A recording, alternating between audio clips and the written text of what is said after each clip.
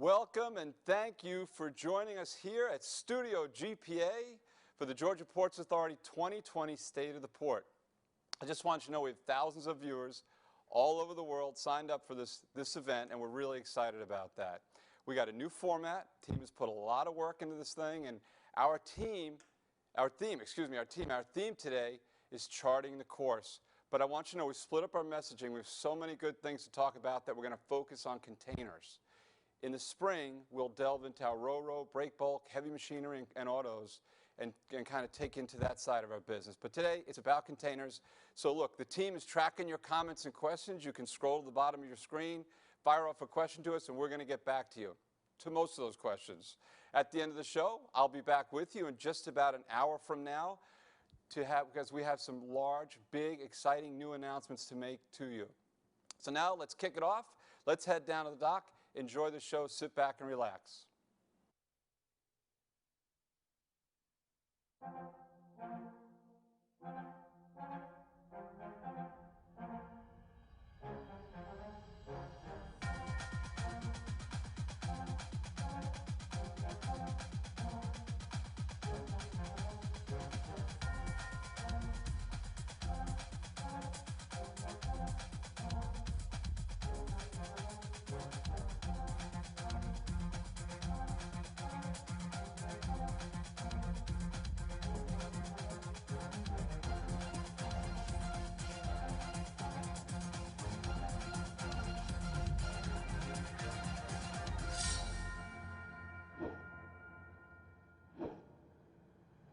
Hey everybody, Griff Lynch, Executive Director of the Georgia Ports, here with you celebrating our first ever virtual State of the Port.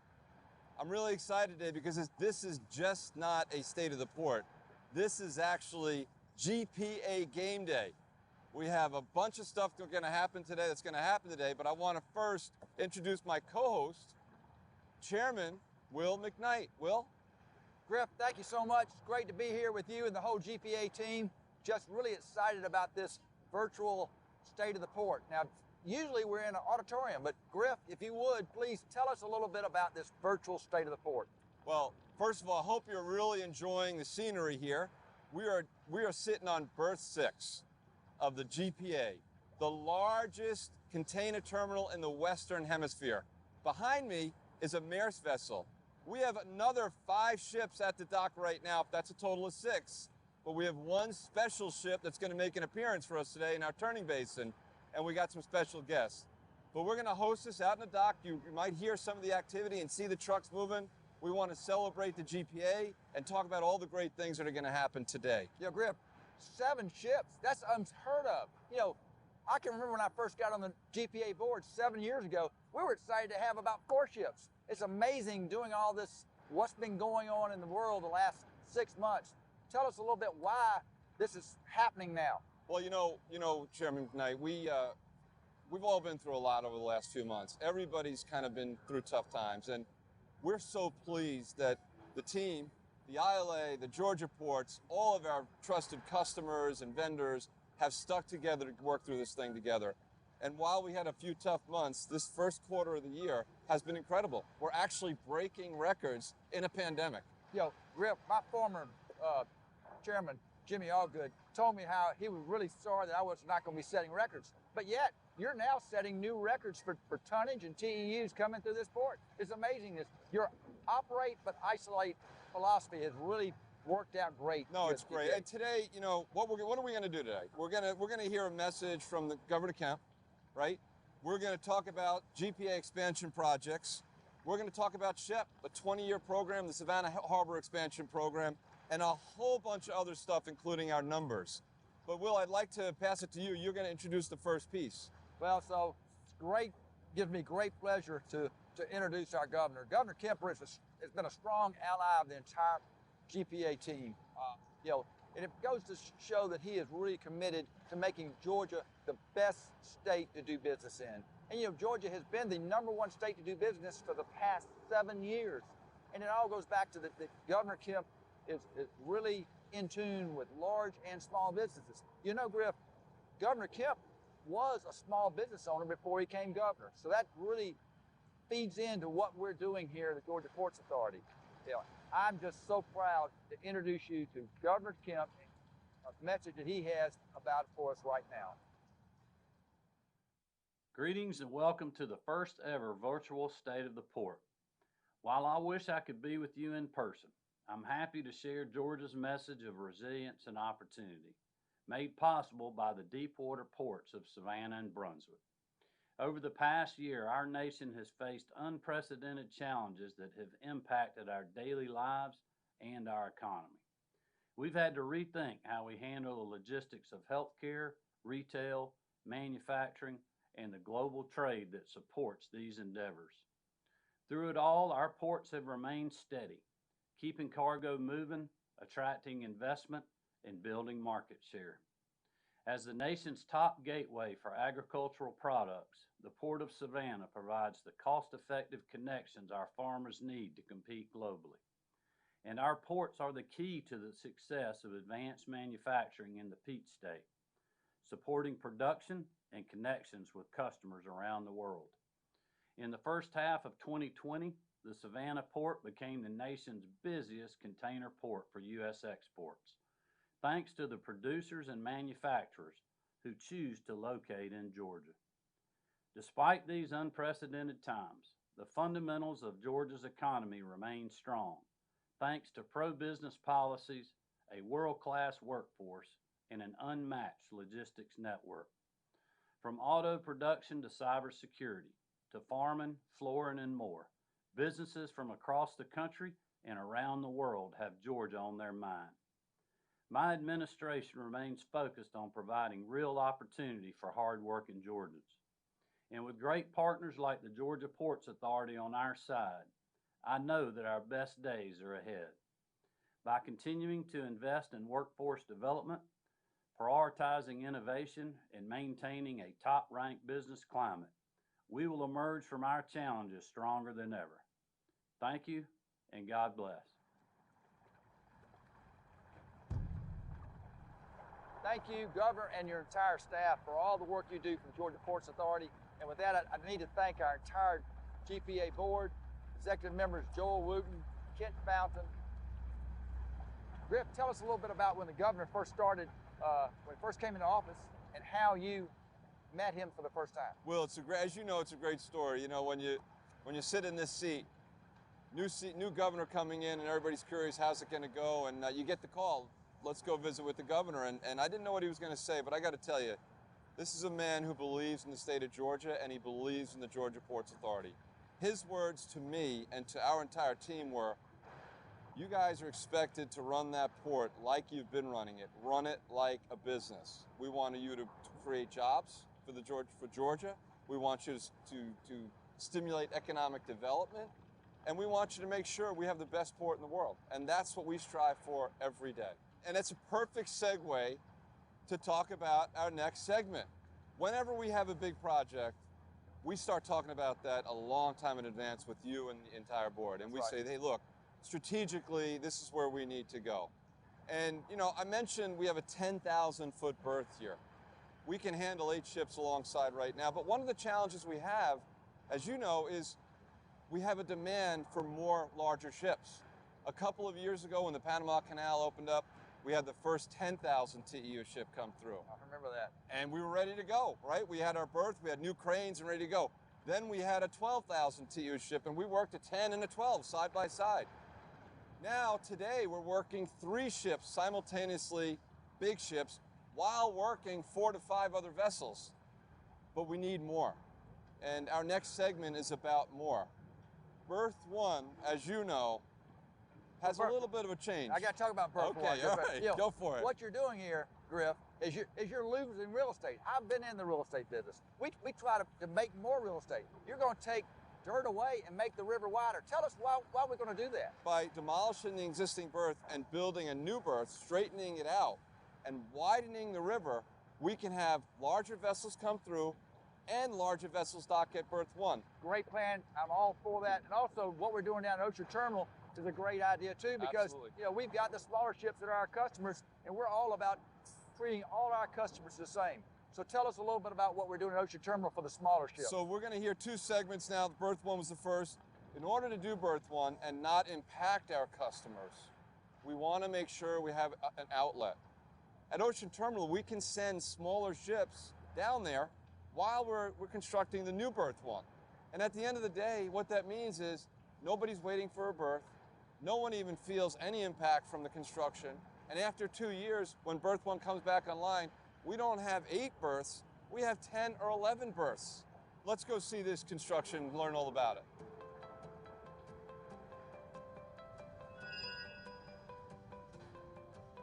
Hey folks, I hope you're enjoying the program so far. This has been a very exciting state of the port, and we've got some more great news for you. We're standing on Berth 1 of the largest container terminal in the Western Hemisphere. If you look behind me, you'll see the berth actually, for those golfers out there, dog legs right. So what we're going to do is we're going to straighten this berth out. So everything that you see next to me will become water, and the berth will be alongside where I'm standing now. And what that does is it opens up the river, allows us to put larger vessels, and it will be aligned with Berth 2, which you can see in the distance. And what that's going to do for us is it's going to allow us to handle 4 15,000 TEU ships simultaneously, while we handle 3 other vessels. That is an increase of 1.5 million TEUs of capacity on our berth alone.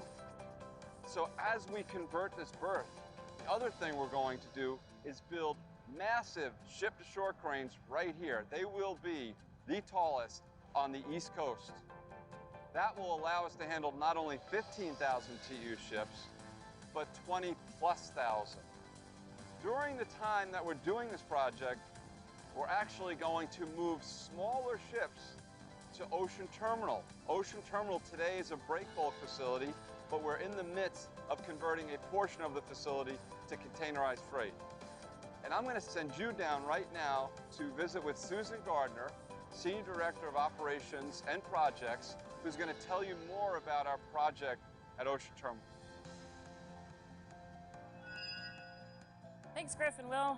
Welcome to Ocean Terminal. Behind me, you can see a big construction project going on. We're very excited. Our engineers and our contractors are working diligently to transform this operation into a container operation while maintaining our ability to handle our break bulk and general cargo customers.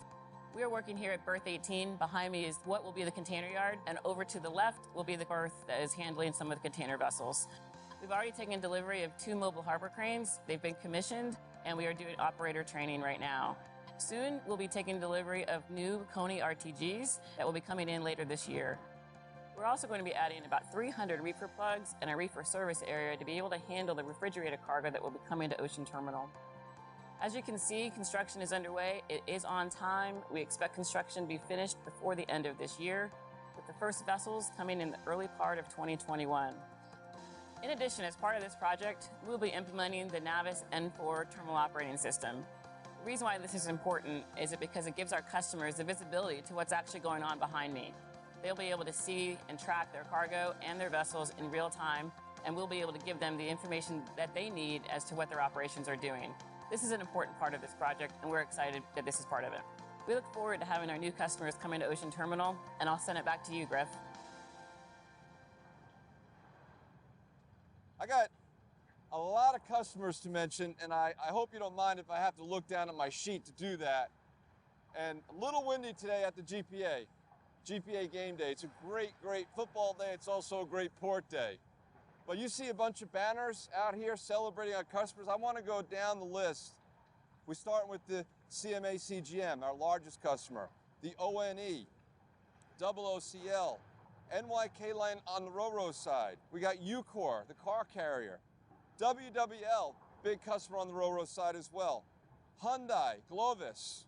We got Turcon, Seaboard Marine, ACL, Costco, another big fast-growing company, Evergreen, based in Taiwan. The G2 Ocean, MOL, MSC, Maersk Line, K-Line on the Ro-Ro side as well. Zim, longtime partner of the Georgia ports.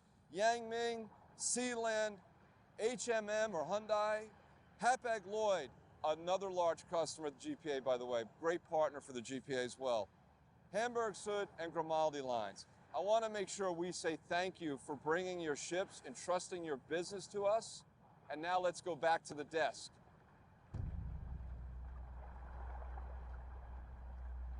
You know, this is GPA game day. And so, Griff, tell us, you know, what's going on today at the GPA?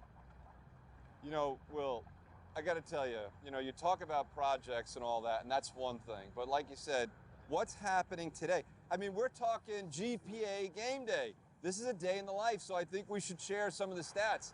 I don't know that everyone appreciates how big this facility is and the scope and the scale of what we do. Right. So you're going to see on your screen, folks, some numbers flashing. So today, we started the shoot at 9 o'clock in the morning. But what we did, Chairman, is we said, look, let's start tracking numbers from 6. And all those vessels started a little bit after 6. So already today, by about 9 o'clock in the morning, we've done 2,500 gate moves. 2,500? That's a full day at most ports, Yeah. 2,500. And as I say that, I'm looking down, and we're going to come back to some more numbers. Check this out, that guest ship, that surprise ship had made it under the bridge, and she is almost here, and you're going to see her in the turning basin in just a minute. Can't wait to see that But seventh there I ship come go. in here. My ADD just kicked in, I'm sorry about that. So on the rail side, we've already hit 150 moves, thanks to companies like CSX and Norfolk Southern. Will, that's 3 hours into the day, 150 moves done. That's a lot. That is a lot. Norfolk Southern, CSX, great partners. You know, we'll be talking a little bit later about the Mason Mega Rail, so we'll save that for later.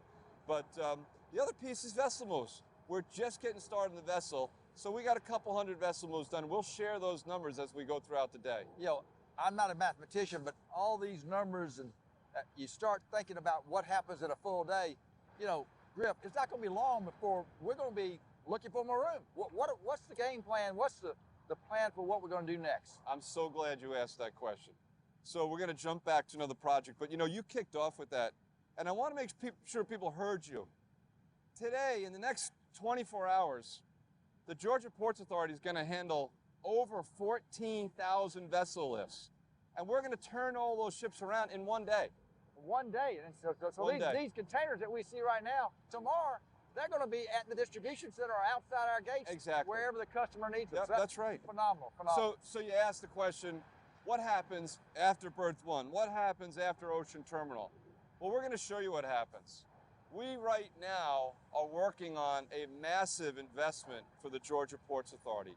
We're talking about building a new terminal, over at Hutchinson Island. It's land that we own. It's going to be called the Savannah Container Terminal. Heard about it. Yep, and what we're talking about here is a TEU capacity of about 3 million TEUs a year. We're going to have 3 berths handling 320,000 TEU ships simultaneously. And so this will be a great investment for the GPA. And Will, where we're at right now as we're designing that, we will submit our permit application by the end of this calendar year. So right, by December, just a couple months away from today. And we expect to receive that permit in 2 years. And I'm glad to report that the board's approved the money for the design of that. You know, that is right straight across from Ocean Terminal. It will be a great addition. It has access, direct access to I-16. Also, it already has rail access. So it's going to continue with the product that we've been offering here before about how we're going to be able to get the containers off the ships and on the road or on the rail within a day. And you know what's great about it is, let's go back to that mission from the governor. I want you to create jobs. I want you to stimulate economic development. And that's what that project will do. And what it also does for our customers is they know they can grow with us. They know we're in it for the long haul because we know they're in it for the long haul. I've been talking about a special guest and a special ship. Well, guess what? It's all here. Sitting next to me on my left is Ed Aldridge. Circled the world in this industry, been around a long time, 40 plus years, known by everybody. He's now the president of CMA CGM and APL North America. Ed is here for the arrival of the CMA CGM Brazil, the largest ship ever to call the Georgia Ports Authority, or the East Coast for that matter. Ed, I want to welcome you to the Georgia Ports. Griff, thank you much. It's great to be here. What an exciting day. Will, nice to meet you and share this historic moment with both of you guys. We're very proud of this. And you're sitting where Lee Corso sits. You know that? I've watched Game Day many times. It's a great show. I'll try to live up to his reputation. Yeah. Will, what do you think? So Ed, we've got this 15,000 TEU ship coming. So what does that fit in? How does that fit into CMA's strategic plan? And how can Savannah help you as far as being one of our largest customers to further with your customers? Well, first off, we are your largest client here in the port, and I want to say the port does an outstanding job. Thank you. I mean, outstanding job for us, an outstanding job for our customers, and the Port of Savannah is in our short-term and our long-term strategic plans.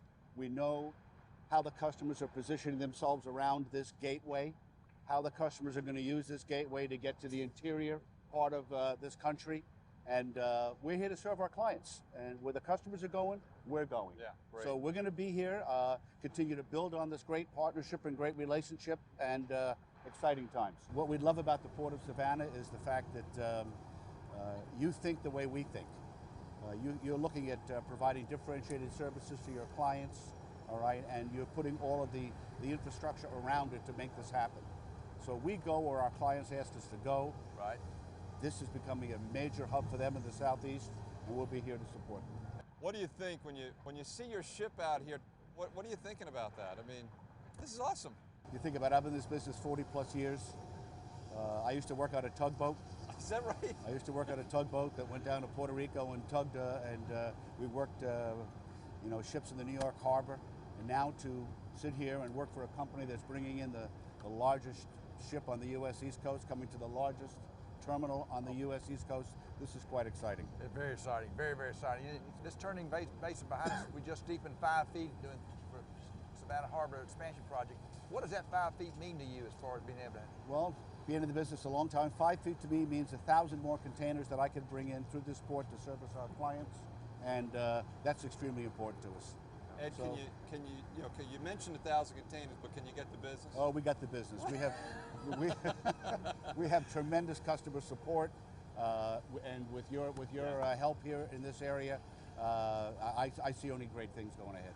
You know, it's amazing, Ed. Recently, you may have seen Georgia ports, and Georgia really became the #1 exporter for ag products. And then recently in July, we just announced #1 exporter in the nation.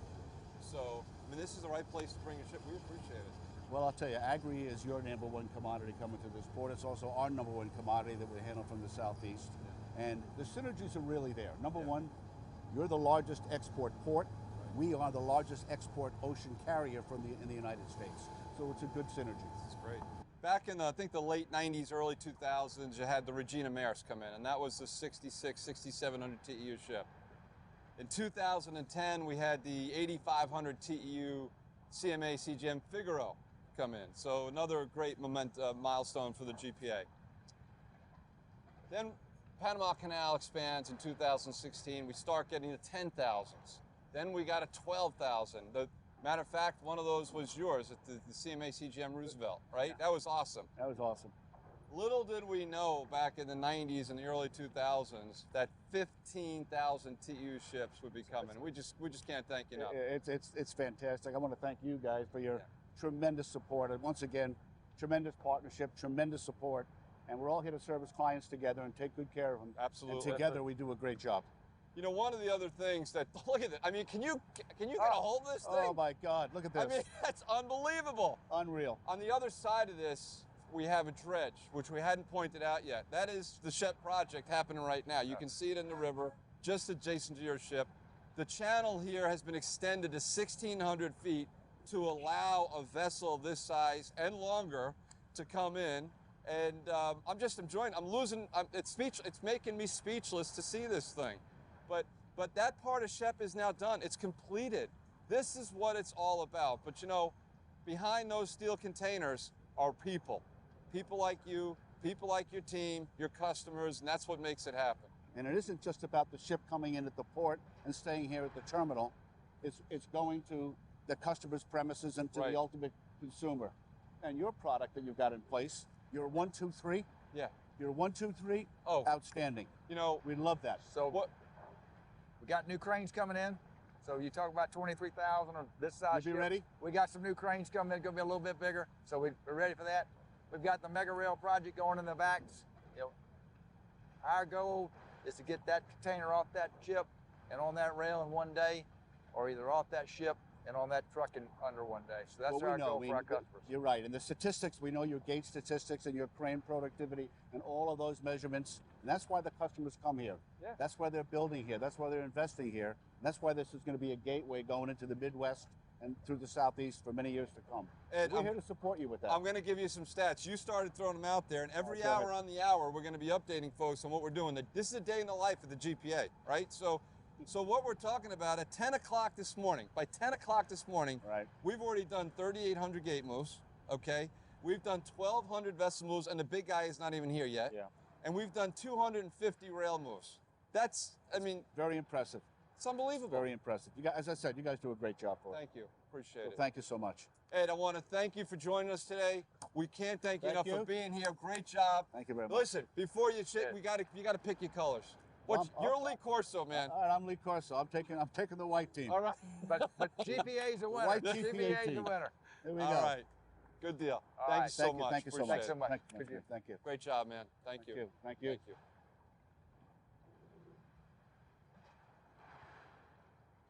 So Shep is 75% complete, Will, right? And you 75% had the complete. opportunity to go out and ride the vessel.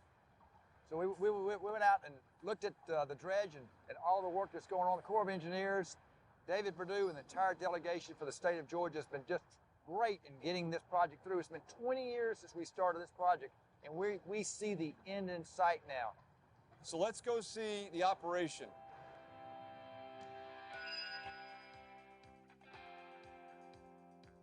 Thank you, Griff. Yeah, it's a special day. We're out here on the dredge JS Chatchery. Weeks Marine is a brand new dredge, not even a year old, $60 million state-of-the-art, 34,000 horsepower dredge. It's moving millions of tons of material for this project. It's very exciting to be out here at a point where we can look forward and see the finish line. We are 1 year from completion, the dredging of the Savannah Harbor Expansion Project. At this point, we are approximately 75% completion total in the dredging. The entrance channel has been finished for a couple of years now, and now the work is underway in earnest on the inner harbor. And again, that work will be done in about 18 months. It's an opportunity for me to see a great partnership in action. The operational arm of our organization, the district, is the place where the action happens. It is where execution occurs. And though my responsibilities in Atlanta cover the entire region, the entire Southeast, what we're doing here, what I'm seeing here, is what I hope to replicate throughout the region. We enjoy a great partnership with the Georgia Ports Authority and the Georgia Department of Transportation, and that's led us over a 20-year adventure to get us to this point that we're actually in the final deepening stages of the harbor, where we're actually deepening this economic artery, finishing that out, and it's going to bring prosperity and economic benefit to this entire region and to the nation. Senator Perdue's here with us today. He's been a great friend of the Georgia Ports Authority. Before he went to Washington, he was a member of our board. Then he went to Washington as a senator, and has just been a great friend as far as the funding of this project. You know, Georgia and the people of Georgia have been trying for 20 years to deepen this port. And frankly, you know, just 5 feet, that's what we were trying to do, that's all. This investment here, about $1 billion, gives us about a 7.3 return on investment. That's remarkable. That's a really high return on investment. This is the fastest growing port, the third largest port, and our largest exporting port in America is right here in Savannah. And when we get through with this, the post-Panamax ships will be able to come in here fully loaded. That'll dramatically increase the volume of this port. It's amazing to me that this dredging operation would fill the Georgia Tech Bobby Dodd Stadium 19 times. We will see the completion of this by the end of next year, the end of 2021. That's a remarkable achievement after 20 years of trying to deepen this port just 5 feet. Well, you know, I can't help but notice your shirt. You have your Georgia-grown shirt on. And what better testimony to Georgia being a great place to do business, and you got a port that is now the leading export port in the country for containerized cargo. And when you get the deepening in place, you have 5 feet greater depth. And with each foot, you get between 150 and 200 extra containers per foot of draft, which is amazing. And that is The biggest impact of that is on our exports. So our Georgia-grown products will have better access to market, cheaper access to market, and that's really what the economics of the whole project are. A 7.3 to 1 return on investment on $1 billion project. But it's because of that Georgia-grown opportunity, because of the manufacturing base that we have here now, and of course the consumer demand that generates that with the continually growing demographics of the area. Even though it might have taken a little while to get here, it's perfect timing to be hitting that finish line.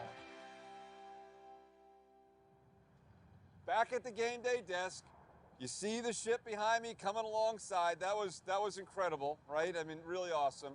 But it was really also neat to see this project coming alive, the ship project. It's 75% complete. Economic development is what it's all about. And that translates into jobs. It translates into sales and revenue for the state.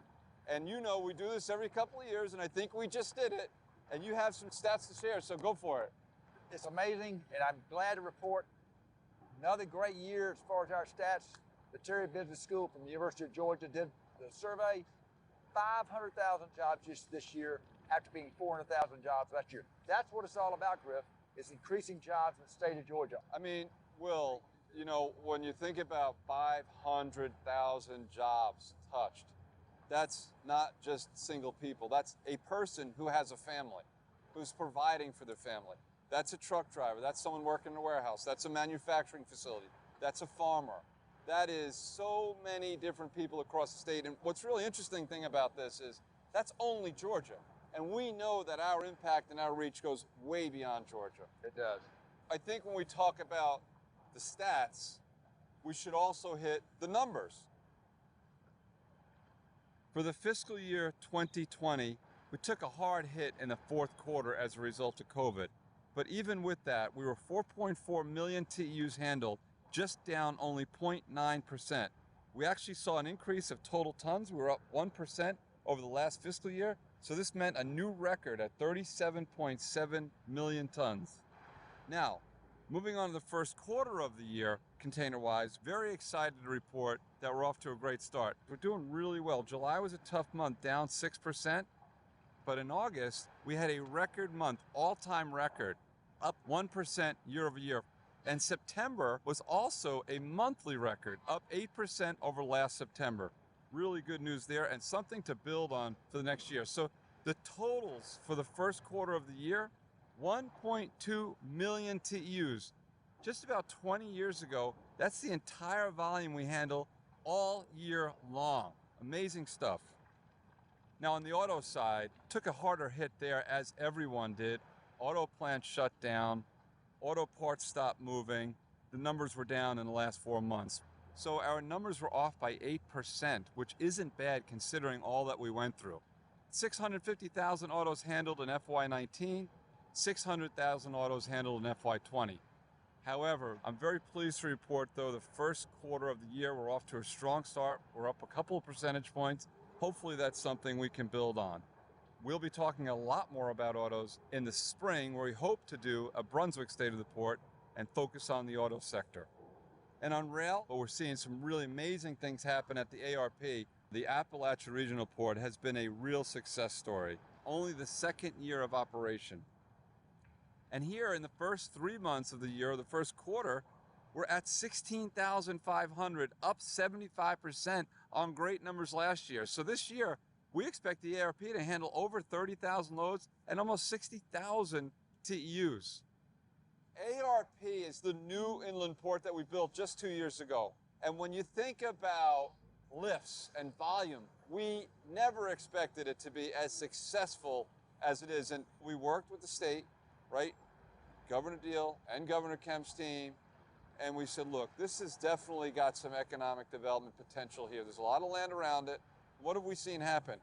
Now, what's really neat, we haven't even seen the export market kick off yet up there, and we're already hitting these numbers. Right.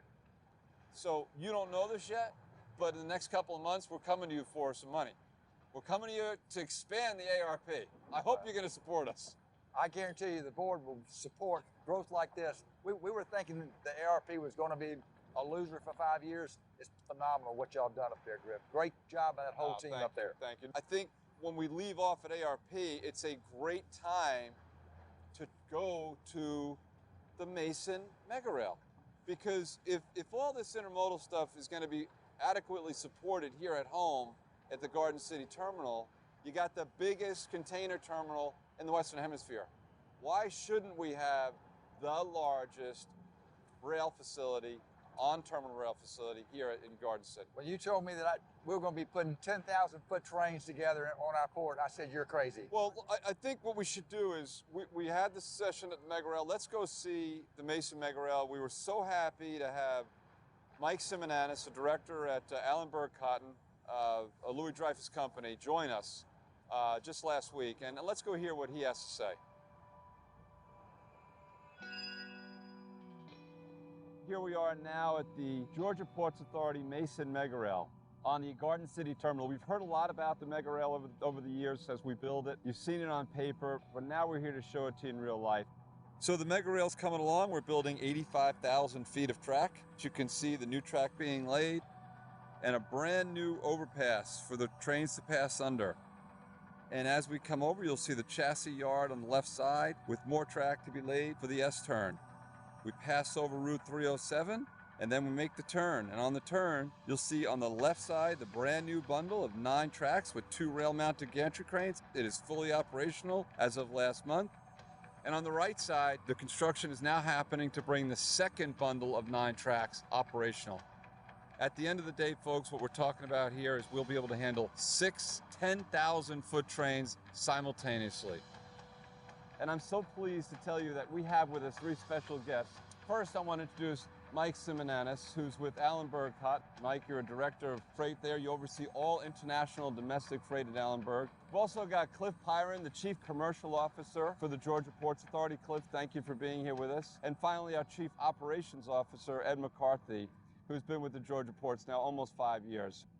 So Mike, let's kick it off with you. I know that you're also the voice of Memphis. What have you seen in your time as far as the connection of Savannah to Memphis? Is it improving? Are we competing on a cost basis? How are we doing?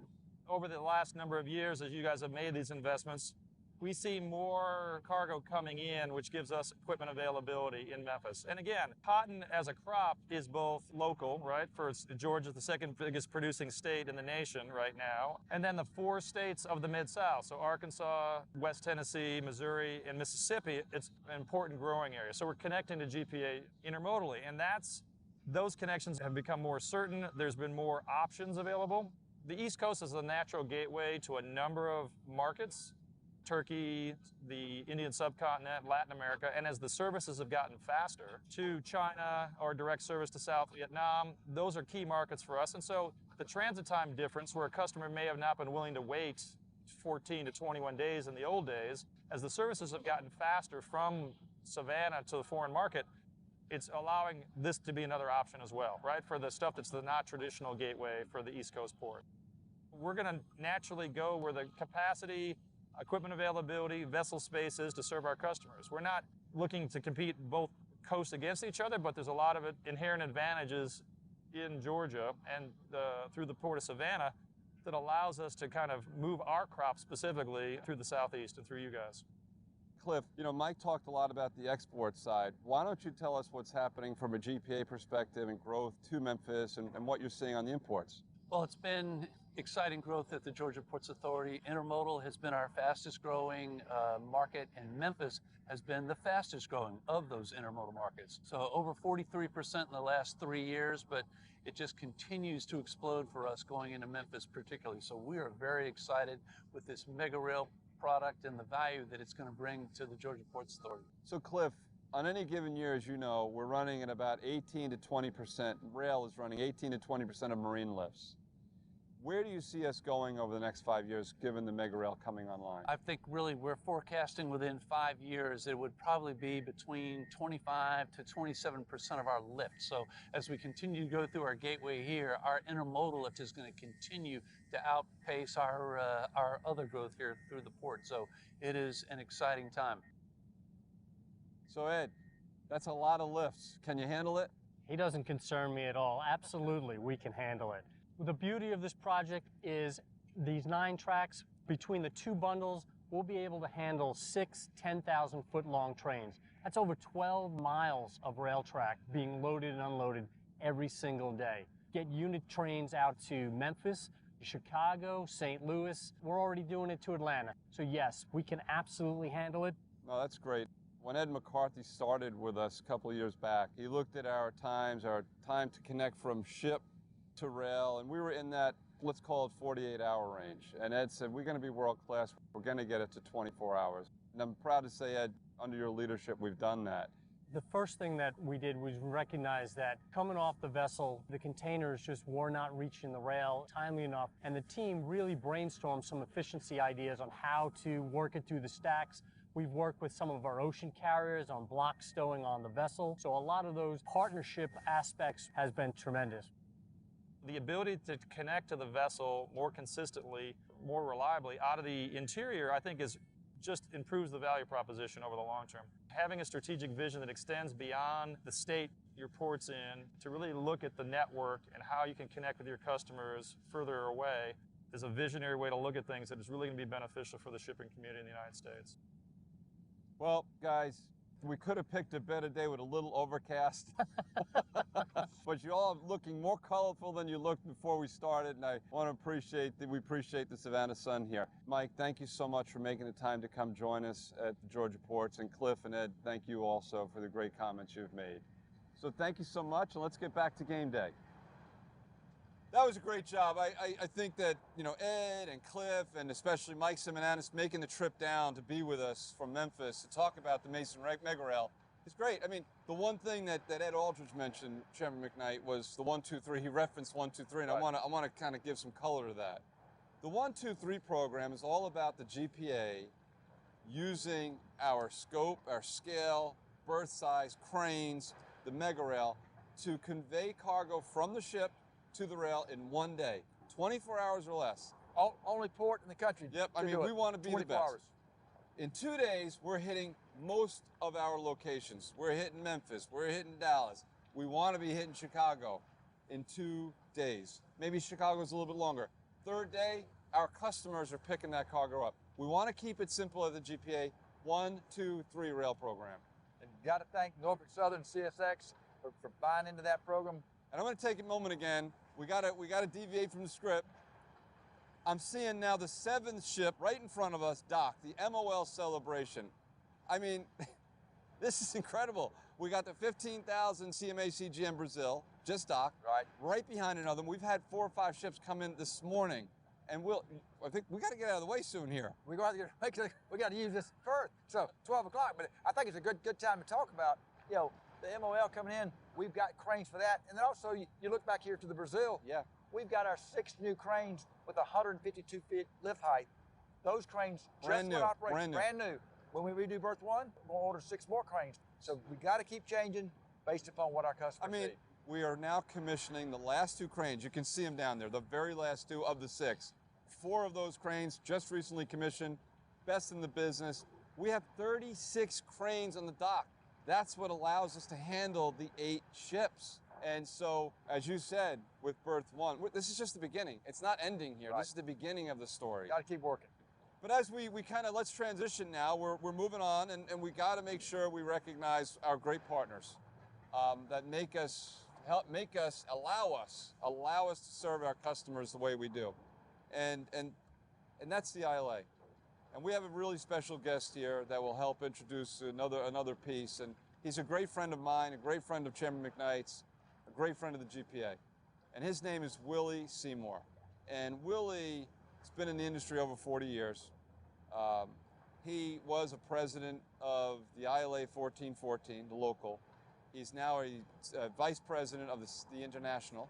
And he's a great advocate for our port and for the ILA. And why don't we ask Willie to come on up and join us right now? Great deal. Bring Willie up. Willie Seymour, come on down.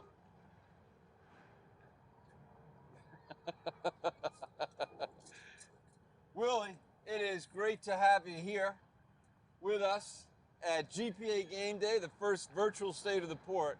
On a serious note, we want to thank you for being here with us today. It's just an honor and a pleasure to be a part of such a historical moment. I mean, listen, behind you is the CMA CGM Brazil, 15,000 TEU ship. we got 6 other ships alongside. What are you thinking? I'm thinking that I was here in 1978. Who would imagine on this day that we would have such an enormous effect on the economy of the state of Georgia? Willie, I got to tell you, from a GPA perspective, we can't thank you and your entire team for all the things you do. I mean, we're sitting here among this, and you got cargo moving. Yes. I mean, and it's happening because the ILA is here working in conjunction as a team with the Georgia ports. I don't think people outside of Savannah and Brunswick really understand what's going on, Well, I'll tell you, to have the most intertwined working relationship with any port in the United States, we are very unique. And to have President Daggett, President Mike Vigeron, President Alan Robb, and all of the other officers, but extremely important is the men and women that work on these docks here in the Port of Savannah. Absolutely, absolutely. The men and women make this what it is. We come to work to make sure that the economy in the state of Georgia and around the world, we want to make sure that Savannah is always on top. And we've had a tremendous relationship with the GPA. One of the things we're doing, Willie, each hour on the hour, we're giving kind of an update of what's happening around the terminal, because it is GPA game day. Yes. And this is a day in the life of the GPA. So I got my technology here in front of me. I want to read you some numbers. So starting at 6 o'clock in the morning, we have done now, for 11 o'clock update, 5,200 gate moves, 1,700 vessel moves, 340 rail moves. And we don't even have all the vessels working. All the vessels really start at 1 o'clock. I mean, we had a couple ships, but starting at 1 o'clock, we got 23 gangs going to work. What do you think?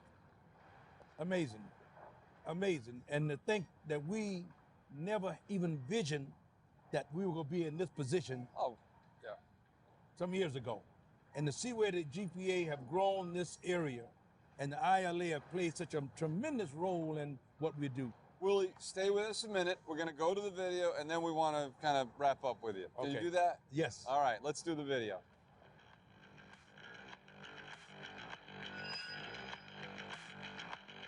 Good morning. Welcome to the best show on earth. Georgia Port Authority, CV8. I want to thank Griff for allowing us to be on the game show today. We are here with all of our leaders of the ILA. These are the coaches of this great team, and we're here to make sure that the whole state of Georgia and the United States know that the #3 port in the United States is on the biggest show on earth. And I'd just like to commend my guys for what the job they've done, keeping this port as the #1 port on the Eastern Shore. Very proud to work here. The Port of Savannah always is one thing that I'm proud to tell everybody that I work for, just because of the commerce that moves through here. When we go into stores, we see on the shelves products that were delivered through the Port of Savannah. Do that every day is a blessing for myself and all the members that I represent. I used to watch my dad get up and head to work every morning. He would always leave the house with a hard hat, a pair of gloves, and a hook. At that time, I didn't understand what all of that represented, but never could I have imagined the impact that our career would have on the world. So I was very impressed by that, and it made me want to strive to be the best that I could be. The Port of Brunswick is the second busiest ro-ro handling port in the nation. I watched Port of Brunswick go from handling predominantly break bulk, often steel, and maybe a few containers on barges, to emerging to being a car-carrying port. We started off handling Yugos. We've transcended from Yugos to handling some of the most expensive high-end cars that you could imagine, such as Rolls-Royce, Mercedes-Benz, Maseratis. It has changed drastically. We've also faced a little adversity as it pertains to this COVID pandemic. Work has kind of went down a little bit, but it's making its way back up. By the grace of God, the ILA and Georgia Port Authority continues to rise. I can say I literally grew up on this port out here. The property we're standing on here right now, I used to ride motorcycles on here as a kid, and I camped out as a Boy Scout on this dock right here when there was oak trees out here on this dock. I remember the grain bin that was out here. I used to ride my motorcycle up under the grain bin. I've been in the ILA since 74, 75. I'm going into my 46th year in the ILA. I mean, we got a very good line of communication now, so open communication. We need that in operating these ports. I grew up on these docks. I cherish them, and I want to take care of them. All of us in here have a vested interest in these docks and to keep them operating. Since becoming president, we have more women in the industry now. And back then, you probably could count on one hand how many women been in the industry during the time when I first came. Now you got hundreds of women that's employed by ILA, and they're doing a tremendous job. I got to give praise to my uncle, John W. Moe. He's the one who brought me down here. And they called him the Hammer. He was a character. He didn't play. With the help of Mr. Seymour, he helped me a lot as a young man when he became a business agent, because I had to get out the hole because the work was too hard. So when they gave me the opportunity to go up on deck to operate the machinery that brought the cargo in the hole, I had my mind set. I'm gonna be the best I ever did it. And I want to thank these coaches. These coaches deserve all of the credit because I am just the voice, but they are the guys on the right at the docks making sure it works. Let me take this portion of this program and turn it back over to the captain of this ship, Griff Lynch.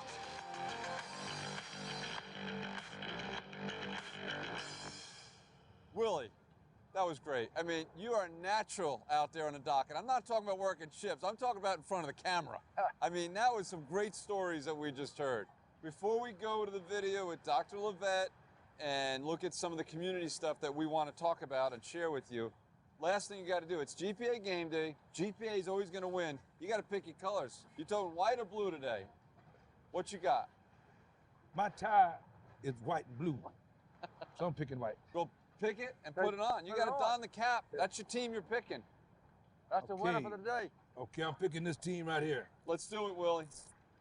Let's put it on. Here we go. Let's seal the deal. Thank you very much. All Thank right. you so much.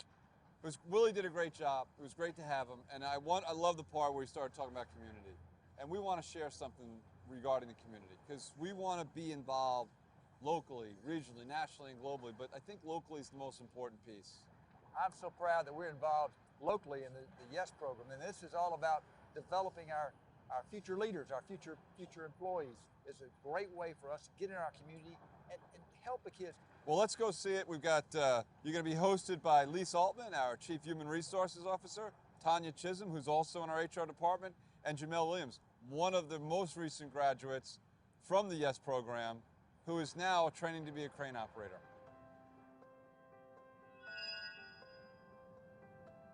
Thanks, Will and Griff. First and foremost, we are so excited about the YES program, and we're just so proud of the tremendous success we've had with it. We went from classroom to out here with one of our biggest cranes, and it's just been a fantastic opportunity for these students. We cannot thank Dr. Ann Levitt and her team enough for helping us through this program for the last 2 years. She has been a tremendous help in finding the students for us to learn and grow and bring out here to the port. So we've been really excited, and we can't thank her enough. The 2 graduating classes we've had, we started off with 6 YES students, and we went and had another 8 last year, and these students are absolutely amazing. They are already cut loose as equipment operators, and now we have a fantastic student, Jamel, who is going to be a ship-to-shore crane operator and one of these crane operators, so we're really excited about that. It is extremely rare with someone at his age to already be training in one of these humongous cranes. We're very excited about this. I mean, pumped up. Now to hear more about the YES program, I'm going to kick it off to Tanya Chisholm, our Manager of Training and Development. The YES program was developed to define and train and retain students to be top performing employees with the Georgia Ports Authority.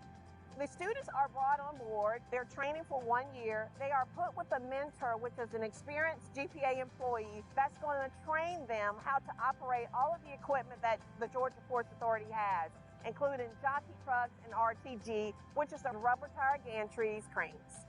The program also consists of hands-on and classroom training. The students are learning from the best in the business. Our employees take great pride in training these students when they come on board to learn the equipment, how to do it and operate it safely and productively all at the same time. This is a paid opportunity for these students. It is not an internship. These students are actually employees with the Georgia Ports Authority. They're getting paid as they go through the training program. Once the training program is complete, they will then be promoted to equipment operator, making that equipment operator's salary. I wanted to be a ship-to-shore crane when I first seen the port and I seen these big old river cranes. I first heard about the program through the Georgia Port Authority, the human resource. It prepared me for a career coming straight out of high school with not really much experience of just jumping right into a career job. The best thing that helped me through this program is being accessible to HR, our mentors, showing us the ropes of Georgia Port and how everything operates. It also taught me just to be myself, be safe, take my time, and just to communicate efficiently and on a professional level, just learning the different tasks every day. The YES program just allowed me just to invest in my future where I can retire at a good age once I get there, and also allow me just to have a great life. Back to you, Griff. Hey folks, here we are at the Henderson E. Formey School, and I have two distinguished guests with me. We've got Dr. Ann Levette, who is Superintendent of Schools for the Savannah-Chatham County School System. We've also got a local businessman and philanthropist, Sylvester Formey, whose dad was the former superintendent in the history of Savannah and the namesake of the school. Several years ago, we approached you with an idea. The Georgia Ports approached you, and we weren't sure how it was going to be received. We were having lunch, and we said, Dr. Levette, we have this idea. We are having a challenge finding equipment operators. And we were thinking about it, and we said, look, the next generation is in school right now. Why are we letting kids go get lost after high school? Some may not want to go to college. Can we grab them, mentor them, and bring them into the Georgia ports and train them? We came up with a program name collectively called the YES program, and it was Youth, Equipment, and Safety. And we asked you, we said, Dr. Levette, if we were to do something like this, would that work for you, and could you help us? And you jumped on it. I mean, not only did you help, you gave us the candidates, we interviewed them. So tell us what you think about the YES program and how that's working for you. And what stronger, what wiser connection to make than for us to have options for kids when they graduate from high school. We are a big proponent, in fact, the national model for apprenticeships and internships, because I am very aggressive, as you note, about making sure that our kids are prepared for life after high school. Sure. And we started here, preparing them with all the skills that they will need to be a good entrepreneur or a good work partner. We start that here. When students graduate, I want them to be enlisted, enrolled, or directly employed, or any combination thereof. The YES program fit right into that because I knew they would be taken care of. I knew that they would have a great opportunity to learn and eventually to move up within the organization. And that's what's important. You step up and see the importance of it all is a major thing for us. And I hope all of your viewing public, when we go to the trade center or any other place to have your state of the port and that sort of stuff, the place is just literally wall to wall and ceiling to ceiling. Thousands of people, if not more. All right? I want them to see this as an opportunity to join in and follow your lead and do the types of things that's going to help not restructure, but improve the community. And that starts in the neighborhoods, it starts with the youngsters, okay? You teach the children to read and to push, et cetera. We have the assets in terms of human resources to do what we need to do. We need the other resources. So thank you very much for taking the lead. This right here, this gym, in my view, is the starting point for workforce development. It's where it all begins. So imagine this colorful, soft, well-maintained, often maintained by the kids, various sections that offer them opportunities to exercise in various ways. Work individually, work as a small group, exercise different parts of the body, but all in learning how to function in the bigger world. I think with this gym, you said sure would be great if the Georgia Ports could help us build it. And I'm here to tell you, we're not going to help you build it, but we want to cover the entire cost of it. Oh, right.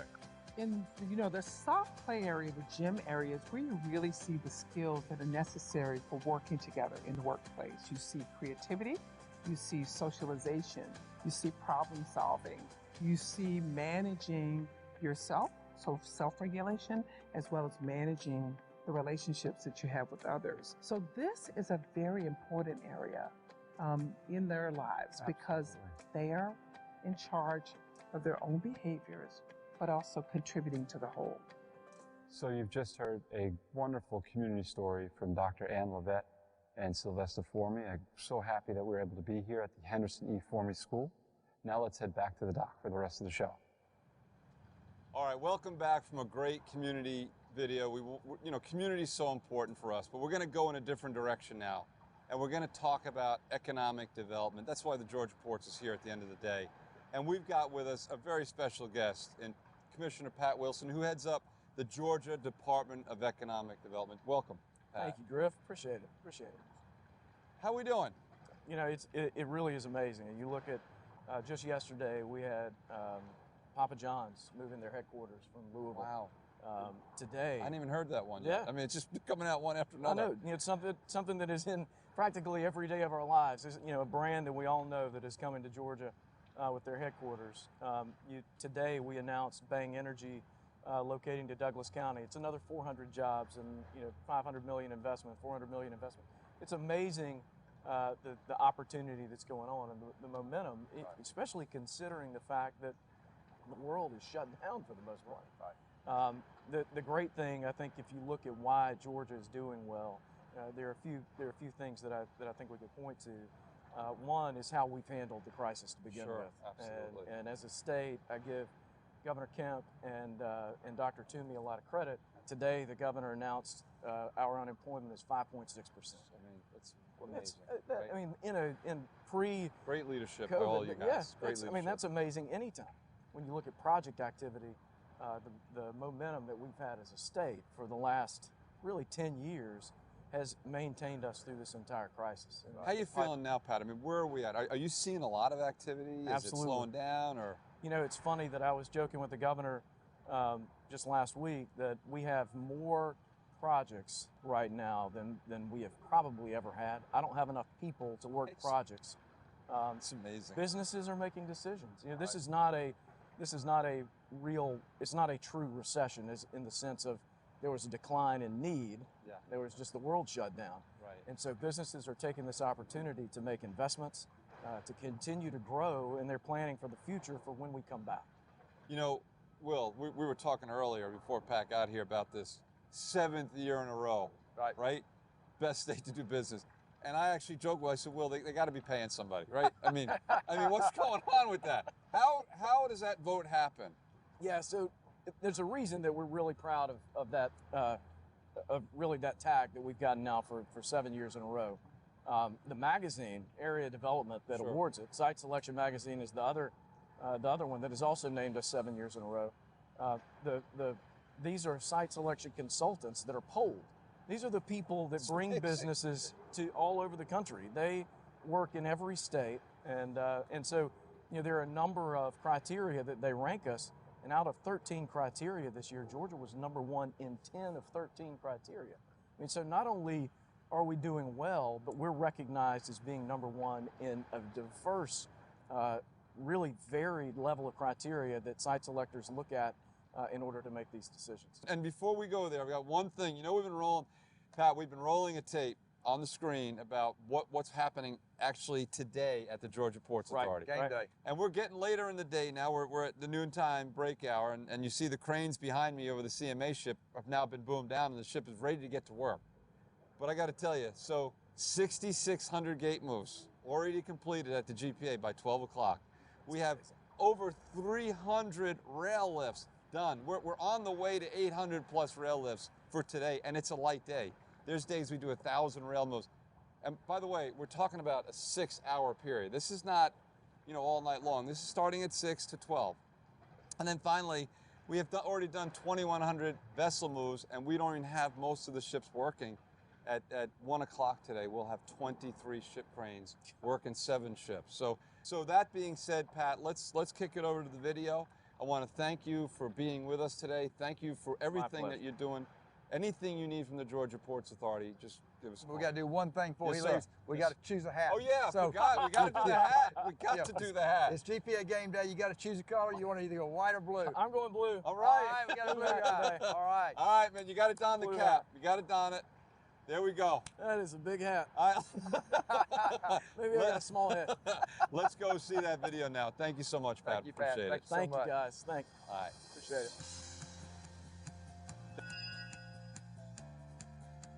Thank you, Griff. I'm seated here with 4 economic development professionals from the Savannah area.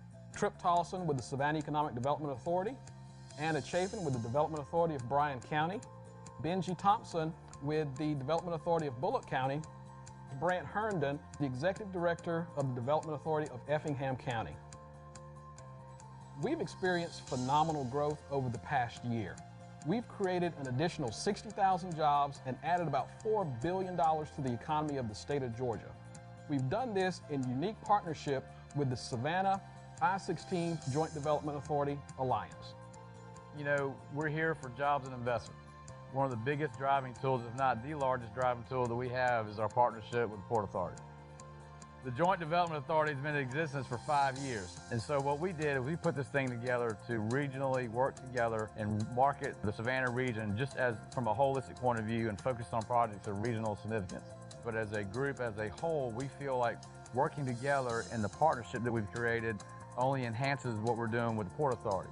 And so when you bring in a customer, when you bring in a prospect, they don't care about what county's doing what, they don't care what city limit lines look like. They just want to know where they have the best infrastructure and where they can hire the best workforce. Stacey, if I can jump in, one of the great things that Trip alluded to is that we're really a team. The 4 of us work really well together. Sometimes Trip's the quarterback, sometimes Brant's the quarterback. We all kind of switch those roles.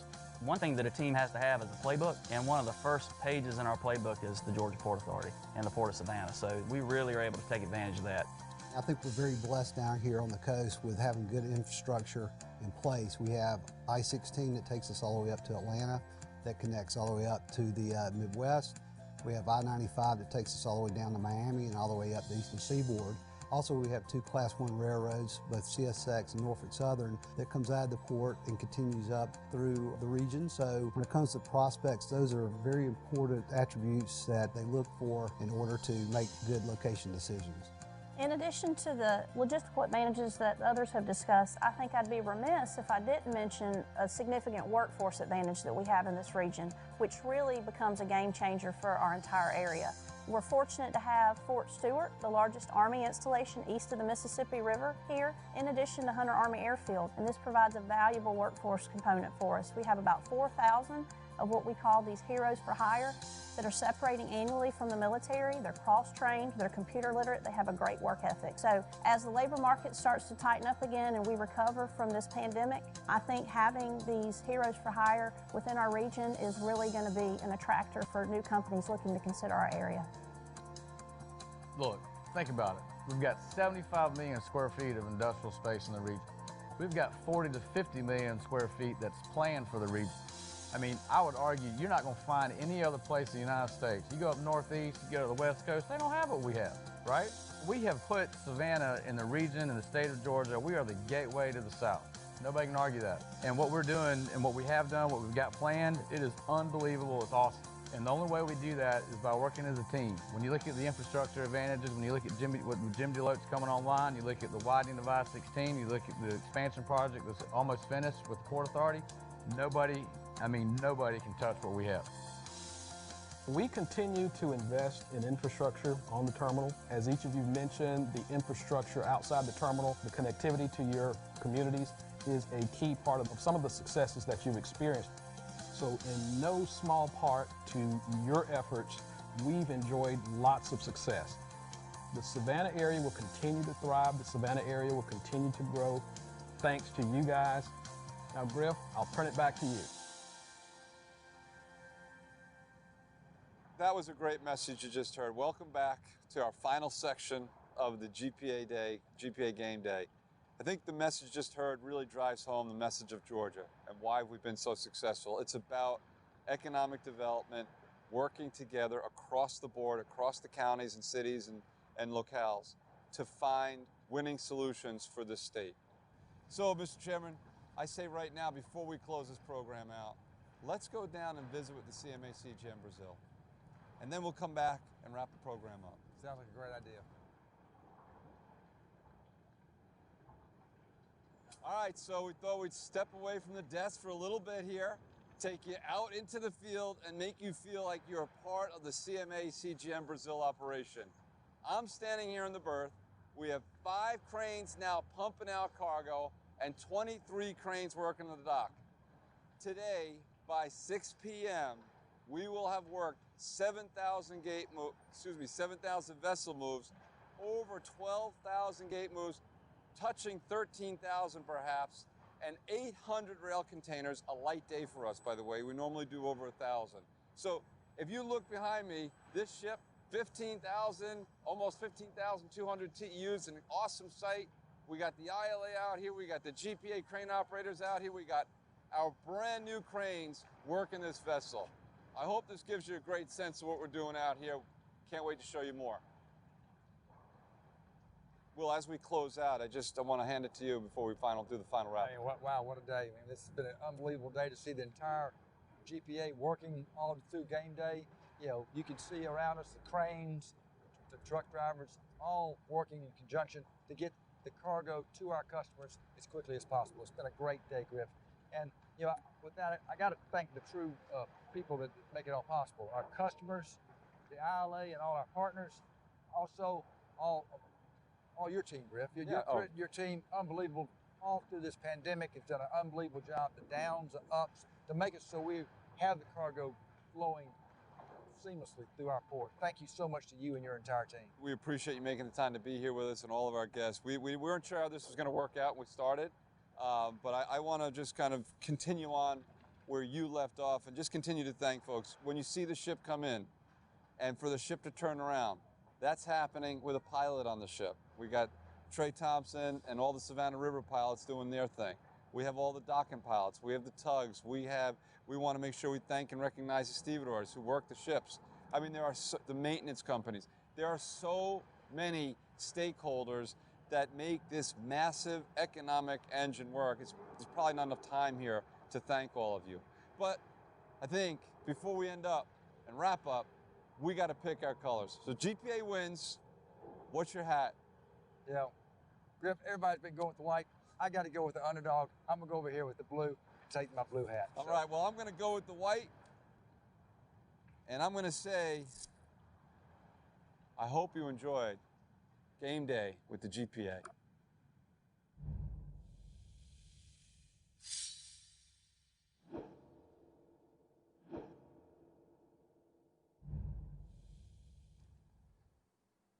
Thank you so much for sticking with us, to all those loyal GPA fans out there.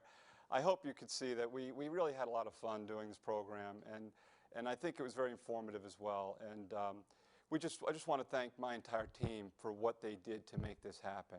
I also mentioned at the top of the program that we were going to make some announcements. And before I do that, I just want to set this up and say, look, over the last 8 months, we've all come to realize how critical the supply chain is and our ports are to everyday needs, to our everyday needs, to many products.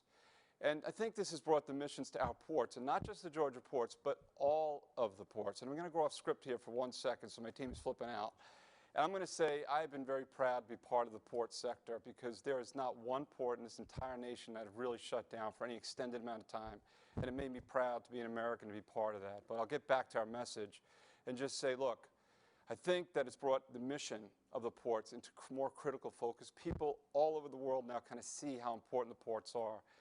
And the medical sector, medical supply sector, brings this to focus. And I'm here to tell you, you may not know that the Georgia Ports Authority is a center of excellence and really a gateway for medical supplies. We have companies like McKesson, Cardinal Health, Owen and Minor, Drive Medical. We even have Walgreens and CVS using our ports. Well, I got a really exciting announcement today. Medline, the largest manufacturer and distributor of medical goods, privately held manufacturer and distributor of medical goods, is going to establish a 1.2 million square foot facility up in Bryan County, a short drive from our ports. We're really excited to have them join the GPA family, and I want to congratulate Anna Chafin, the Executive Director of Bryan County Development Authority, and to the Georgia Department of Economic Development for helping secure that business. The other fast-growing area for us is e-commerce and home furnishings, and we have something that really meets in both areas. Home Meridian International division of Hooker Furniture has just announced also that they're going to build 800,000 square feet of distribution facilities in Liberty County, another short drive from us. And so this is another e-commerce win for the Georgia ports and for Georgia. We're excited to have them as well. That's two wonderful import stories. I also want to share with you an export story. Georgia exporters. They've been exporting forest products through our ports for some time, but they have decided to establish a new facility 1.5 miles from the Appalachian Regional Port, which you just heard about. When completed, and they're going to start moving cargo next week, but when fully operational in a few weeks from now, they will add another 28,000 TEUs to the Appalachian Regional Port, which will result in more volume exporting through our facilities right here in Savannah. So welcome to all of you. And for those of you who are thinking, wow, this is a lot of space, Savannah's grown by leaps and bounds over the years, they got to be nearing some kind of capacity limitation. Well, that's not the case. Today, as I speak to you, there are 9 million square feet under construction in the local market. I'm not talking about all the areas we serve, just here locally within 25 miles.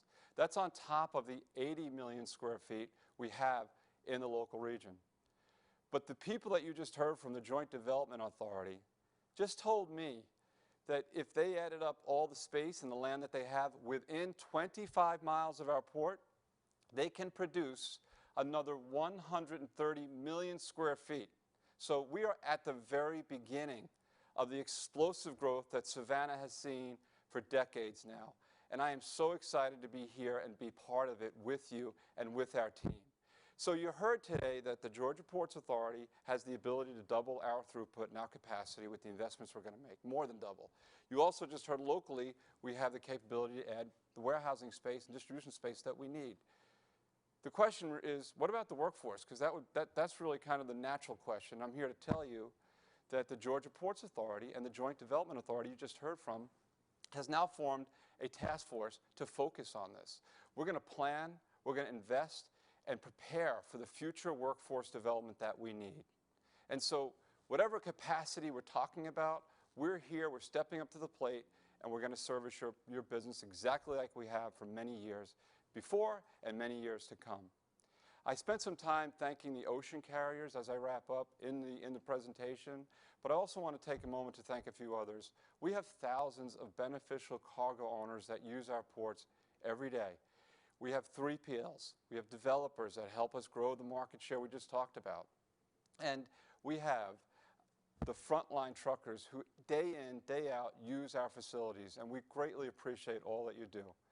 And I want to give one last very heartfelt thanks to the 1,364 GPA employees who work tirelessly, and I mean tirelessly, 7 days a week, 24/7, to service our customers. Because, you know, for us here, that's what it's all about. We want to make sure the Georgia ports, every day at the Georgia ports is game day. And I'm here to tell you, game on. Have a wonderful weekend.